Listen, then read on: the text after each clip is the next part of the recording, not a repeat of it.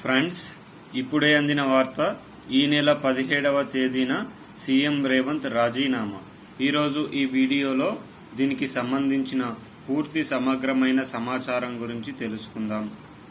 ఎవరైనా మొట్టమొదటిసారిగా మన ఛానల్ని చూస్తున్నట్లయితే చూసిన వెంటనే లైక్ చేయండి, షేర్ చేయండి, అదేవిధంగా కామెంట్ చేయండి, సబ్స్క్రైబ్ చేసుకొని బెల్ ఐకాన్ ఆన్లో పెట్టడం వల్ల ప్రభుత్వం నుంచి వచ్చే ముఖ్యమైన సమాచారం నోటిఫికేషన్ రూపంలో అందడం అయితే జరుగుతుంది.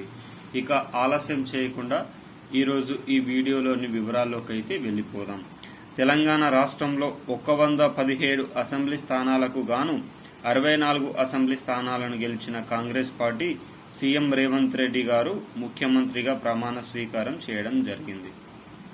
అయితే తెలంగాణ రాష్ట్రంలో కాంగ్రెస్ పార్టీ పుంజుకోవడానికి గల కారణం రేవంత్ రెడ్డి అని చెప్పడంలో ఎలాంటి సందేహం లేదు.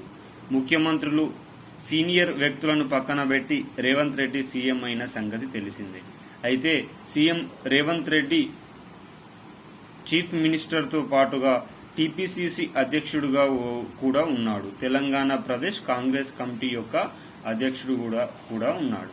అయితే ముఖ్యమంత్రి, టీపీసీసీ అధ్యక్షుడు రెండు ఒకే వ్యక్తి కావడం వల్ల కాంగ్రెస్ పార్టీలో మనస్పాదాలు రావడం జరుగుతుంది.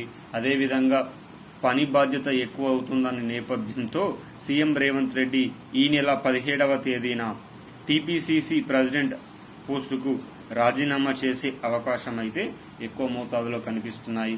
దీని ప్లేస్లో జగ్గయ్య గారు, లేకపోతే కోమటిరెడ్డి రాజగోపాలరెడ్డి గారు, సీతక్క, వీరందరిలో ఎవరో ఒక్కరు టీపీసీసీ అధ్యక్షులుగా పదవీ ప్రమాణ స్వీకారం చేసే అవకాశం ఉన్నట్లు తెలుస్తుంది.